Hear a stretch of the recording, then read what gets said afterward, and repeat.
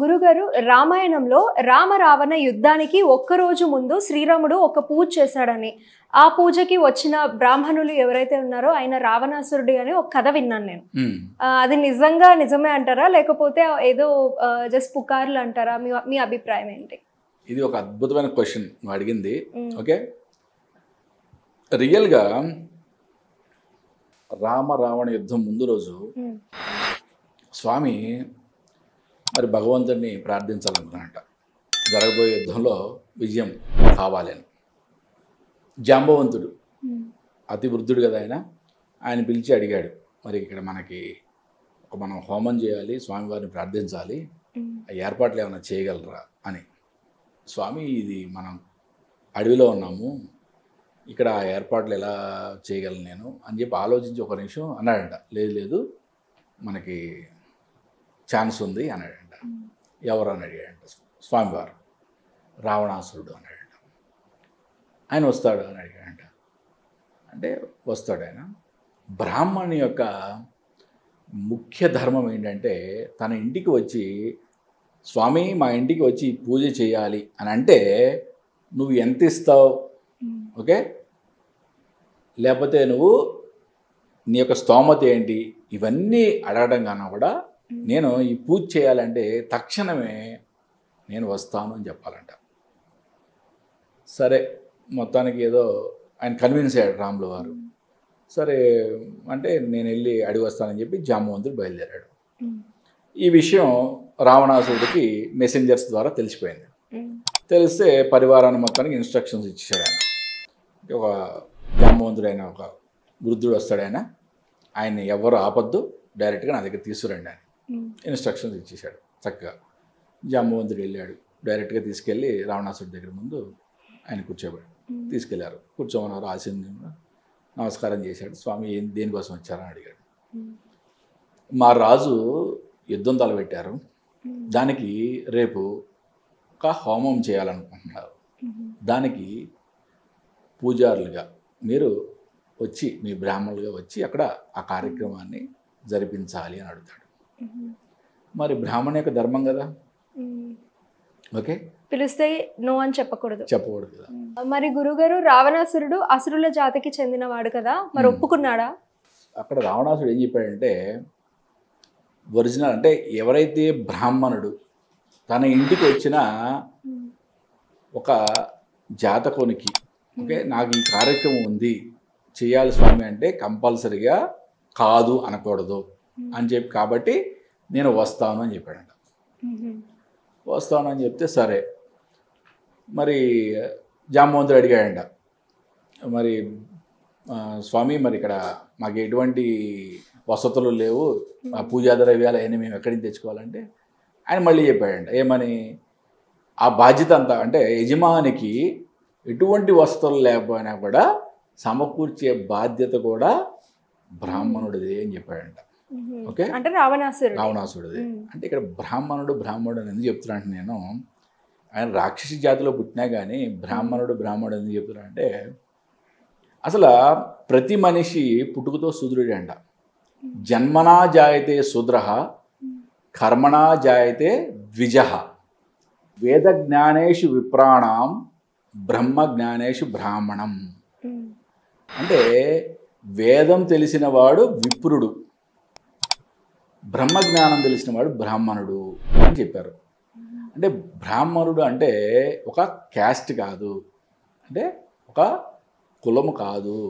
బ్రాహ్మణత్వం అనేది అది ఒక వర్ణము, అంటే మన యొక్క మైండ్ స్టేట్ని బట్టి నిర్ణయించే ఒక వర్ణం. ఇక్కడ ఆయన పుట్టిన జాతి రాక్షస జాతి అయి ఉండొచ్చు, బ్రహ్మజ్ఞానం తెలిసిన వాడు కాబట్టి, బ్రహ్మవంశంలో పుట్టాడు కాబట్టి ఆయన బ్రాహ్మణుడయ్యాడు. మహా గొప్పవాడు, ఓకే, రాముడికి సరి సమానుడే. కానీ మరి ఎందుకు మరి అంత కుప్పకూలిపోయాడు మాట్లాడుకుందాం. మరి చాలా అద్భుతమైన సంఘటన రామాయణంలో, ఇది ఒక అద్భుతమైన సంఘటన. పొద్దున్నే మరి రాముడు లక్ష్మణుడు అందరూ చక్కగా స్నానాలు చేస్తారు, తలారా స్నానం చేసి రెడీగా ఉన్నారు. రెడీగా ఉంటే రావణాసురుడు అద్భుతమైన పంచె కట్టుకొని దేదీప్యమానంగా వచ్చాడు, రథం ఎక్కి వచ్చాడు. వచ్చిన తర్వాత కూర్చోబెట్టాడు. కూర్చోబెట్టి నీ భార్యను వచ్చి కూర్చోమని అన్నాడు. రాముడు అన్నాడంట, కొన్ని కారణాల వల్ల నా భార్య నా దగ్గర లేదు అన్నాడంట. Smart answer. అయితే మరి జాంబవంతుడు అన్నాడంట, ఆయన మరి రావణాసురుడు అన్నాడు భార్య లేకుండా చేయకూడదు కదా అన్నాడు. అంటే మరి జాంబవంతుడు అన్నాడంట, మరి ఎలా స్వామి అన్నాడంట. మీకేం చెప్పానన్నా, యజమానికి ఎటువంటి ఆటంకం లేకుండా అన్ని కార్యక్రమాలు చూసుకోవాల్సిన బాధ్యత బ్రాహ్మణుడు అని చెప్పా కదా అని చెప్పి వాళ్ళ కొడుకుని పిలిచాడు. కొడుకు రథం వచ్చింది, అమ్మవారు దిగింది. అమ్మవారికి ఏమని చెప్పి తీసుకొచ్చారు? ముందు రోజు అమ్మవారికి కొత్త వస్త్రాలు ఇచ్చి, రేపు నీ భర్త లంకా విజయం కోసం ఒక యజ్ఞం చేస్తున్నాడు, ఆయనతో పాటుగా భార్య స్థానంలో నువ్వు కూర్చోవాలి, కాబట్టి నీకు లంకా విముక్తి ఎప్పటి వరకు అంటే ఆ పూజ కంప్లీట్ అయ్యే వరకు మాత్రమే అని చెప్పి ఆవిడకి వస్త్రాలు ఇచ్చారంట. అంటే ఎంత అద్భుతమైన నీతులు ఉన్నాయి చూడండి ఇక్కడ. అంటే శత్రువు యొక్క భార్యని ఏ విధంగా ట్రీట్ చేయాలి, ఓకే, యుద్ధం యొక్క ధర్మాలు ఏంటి, అన్నీ ఎంత అద్భుతంగా ఉంటే అంత అద్భుతంగా. అంటే ఈ కథ ప్రకారం ఒక బ్రాహ్మణ ధర్మం కూడా ఆయన నెరవేర్చాడు. అమ్మవారు వచ్చింది, కూర్చున్నాడు, అద్భుతంగా కార్యక్రమం అయిపోయింది. అయితే రావణాసురుడి వధ కంటే ముందే అమ్మవారు రాముల వారిని కలుసుకున్నారు. అద్భుతంగా కార్యక్రమం అయిపోయింది. అమ్మవారి రథం ఎక్కింది, వెళ్ళిపోయింది, మళ్ళీ అశోకవనానికి వెళ్ళిపోయింది. రాముల వారు అడిగారు, స్వామి మీ గురుదక్షిణ ఏంటి అని. ఆయన నవ్వాడంట, సువర్ణ నగరం ఉంది నా దగ్గర, పుష్పక విమానం ఉంది, నువ్వేమి ఇవ్వగలవు అన్నట్టు నవ్వాడంట. స్వామి నాది సూర్యవంశం, ఓకే, నేను గురుదక్షిణ ఇవ్వకపోతే నా వంశానికి అవమానం అని ఈయన అన్నాడు. సరే సమయం వచ్చినప్పుడు అడుగుతాలని ఆయన అన్నాడు. లేదు అప్పుడు వరకు నేను లేకపోతే, అప్పుడు వరకు నేను చచ్చిపోతే అని అడిగాడు ఆయన, రాముడు. అంటే నా ధర్మం నేను నిర్వర్తించుకుంటూ చచ్చిపోతే ఎలాగని అడిగాడు ఆయన. అప్పుడు రావణాసురుడు అడిగాడు ఒక కోరిక గురుదక్షిణగా, ఏమని? నా చివరి క్షణంలో, నా అంత్య సమయంలో మీ ఇద్దరు అన్నదమ్ములు నా దగ్గర ఉండాలి అని అడిగాడు. అంటే రావణాసుడికి ముందే తెలుసు తను చనిపోబోతున్నాడు అని, తను చనిపోతాడు అని తెలుసు తనకి. గురుదక్షిణకి ఏమడిగాడు? రామలక్ష్మణులు ఇద్దరు కూడా నా అంత్యకాలమునందు నా దగ్గర ఉండాలి అని అడిగాడు. ఏమి రామాయణం, ఏం అద్భుతం. సరే స్వామి కూడా అలాగే అని చెప్పి మాటిచ్చాడు. వెళ్ళిపోయారు. యుద్ధం జరిగింది, ఘోరాది ఘోర యుద్ధం జరిగింది. రావణాసుడు పడిపోయాడు కదా, అంతా అయిపోయింది, లంకా విజయమే అయిపోయింది. స్వామి సముద్రం ఒడ్డున ఒక బండరాతి మీద కూర్చొని ఆయన చాలా దీర్ఘంగా ఆలోచిస్తున్నాడు. ఏమిటి మారణ హోమం, ఓకే, ఎందుకు అన్నట్టుగా ఆలోచిస్తున్నాడు ఆయన. మండోదరికి విషయం తెలిసి, అసలు నా భర్తను చంపగలిగే ఆ మొనగాడు ఎవరు అని చెప్పి ఆవిడ అంతఃపురం నుంచి పరిగెత్తుకుంటూ వచ్చింది. పరిగెత్తుకుంటూ వస్తే వానరులు అందరూ ఫస్ట్ అడ్డగించారు, కానీ ఆవిడ యొక్క తేజస్సు చూసి పక్క జరిగారు. మహాపతివ్రతల్లో ఆవిడ కూడా ఒకటి, మండోదరి. ఆవిడకి దారి ఇచ్చారు. ఆ మండోదరి ఇలా నడుచుకుంటూ వచ్చింది. స్వామివారు సముద్రం వైపు చూస్తూ ఆయన కూర్చొని ఉన్నారు, దీర్ఘాలోచనలో ఉన్నారు. మండోదరి యొక్క నీడ స్వామివారి యొక్క, రాముల వారి యొక్క పాదాల మీద పడగానే ఆయన లేచి నుంచున్నాడు. లేచి నుంచొని, తల్లి ఇది రణక్షేత్రం, ఆడవాళ్ళకి ప్రవేశం లేదు, మీరు రాకూడదు తల్లి, ఇటువంటి క్షేత్రానికి వచ్చారేంటి అని అడిగాడు. ముల్లోకాలని జయించాడు నా భర్త, నవగ్రహాలని తన పాదాల కింద తొక్కిపెట్టాడు, అటువంటి నా భర్తని చంపింది ఎవరో చూద్దామని వచ్చాను స్వామి అంది. క్షమించు తల్లి నేనేం చెప్పాడు ఆయన. మరి ఆవిడ ఎలా చనిపోయాడు నా భర్త, ఇన్ని మొత్తం ముల్లోకాలనే జయించేశాడు, కైలాసాన్ని కదిపేశాడు, మొత్తం ఇంద్రలోకాన్ని ఆక్రమించేశాడు, అటువంటి నా భర్త ఎలా చనిపోయాడు అడుగుదాం అనుకుంది. కానీ ఆవిడ మళ్ళీ అంది, ఆవిడే, నాకు అర్థమైంది స్వామి నా భర్త ఎందుకు చనిపోయాడు అంది. ఏం అర్థమైంది తల్లి అని అడిగాడు ఆయన. నా భర్త అత్యంత అతిలోక సుందరి, మహాపతివ్రతల్లో ఒక్కటైన నన్ను భారీగా ఉంచుకొని కూడా పరస్త్రీ వ్యామోహంలో పడ్డాడు, ఓకే. కానీ మీరు పరస్త్రీ యొక్క నీడ మీ పాదాలను తగిలితే మీరు లేచి నిల్చున్నారు కాబట్టి నా భర్త చనిపోయాడని చెప్పింది. ఎంత అద్భుతమైన సంఘటన. పరస్త్రీ నీడ ఆయన పాదాలు తగిలితే లేచి ఆయన తల్లి అని అన్నాడు.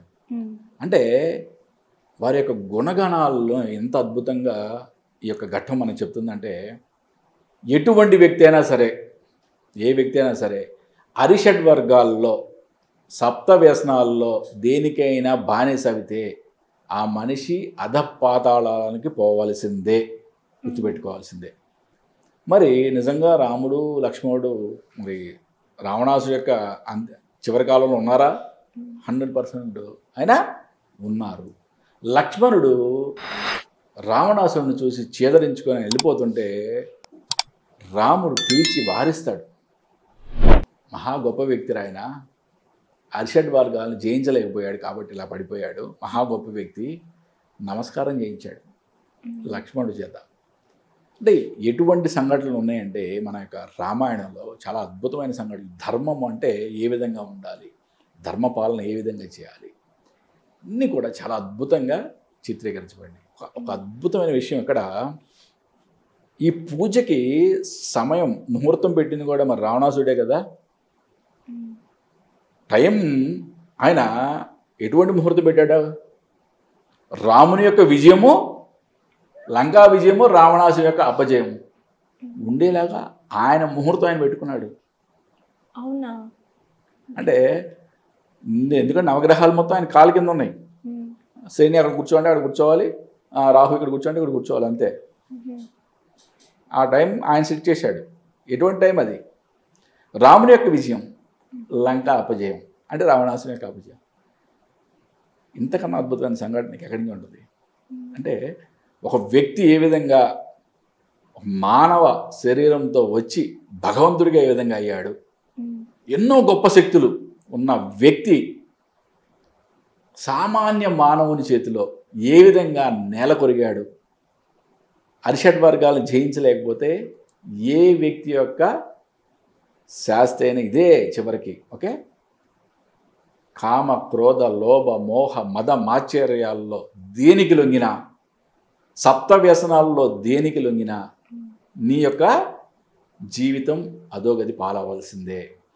మనం ఇది వాల్మీకి రామాయణంలో ఉందా, అక్కడుందా, ఇక్కడ ఉందా ఎతకడం కాదు.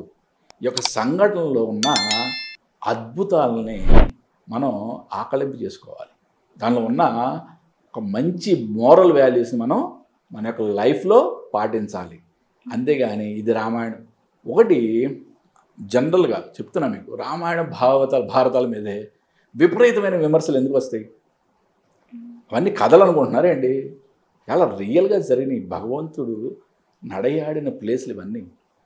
కురుక్షేత్రం జరిగిన చోట ఇవాళకి కూడా ఓకే ఆ యొక్క ఆనవాళ్ళు కనబడుతున్నాయి. అంటే ఎందుకు దాని గురించి నమ్మడం నమ్మకపోవడం పక్క పెట్టేసాయి.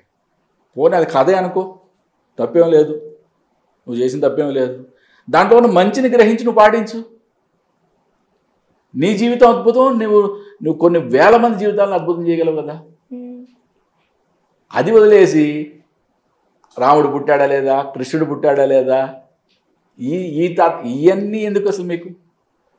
ఒక అద్భుతమైన మనకి ఎంతో జ్ఞాన సంపద ఇచ్చిన ఈ మహా కర్మభూమి, జ్ఞానభూమి, దైవభూమి, అసలు ఈ భూమిలో పుట్టడమే మనం చేసుకున్న అదృష్టం. ఓకే, ఈ జన్మ సార్థకత చేసుకోండి. అంతేగాని పిచ్చి పిచ్చి వ్యామోహాలతో, పిచ్చి పిచ్చి వాళ్ళతో కాలాన్ని వృధా చేసుకోవద్దు. చాలా గొప్పగా వివరించారు గురుగారు. అయినా అసలు రామాయణంలో చాలా మందికి తెలియని ఒక కొత్త కోణం అనేది మీ ద్వారా తెలిసింది. కొన్ని పురాణాలు మనం వింటే దానికి లింక్ ఏంటి అనేది మనకు అర్థం కాదు. బట్ స్టిల్ పురాణాలు పెద్ద పెద్ద వాళ్ళు, గొప్ప గొప్ప వాళ్ళు చెప్పారు, రాశారనో చెప్పారనో మనం నమ్మాల్సి వస్తూ ఉంటుంది. కానీ ఈ విషయంలో రామాయణంలో ఒక ఘట్టం గురించి మీరు చాలా గొప్పగా ఒక కొత్త కోణంలో మాకు చెప్పారు. అండ్ దానికి కొన్ని లింక్స్ కూడా అర్థమవుతూ ఉన్నాయి. ఎగ్జాక్ట్లీ. ఎంతో చక్కగా వివరించినందుకు చాలా ధన్యవాదాలు. నమస్తే అమ్మ. హరి ఓం శివ.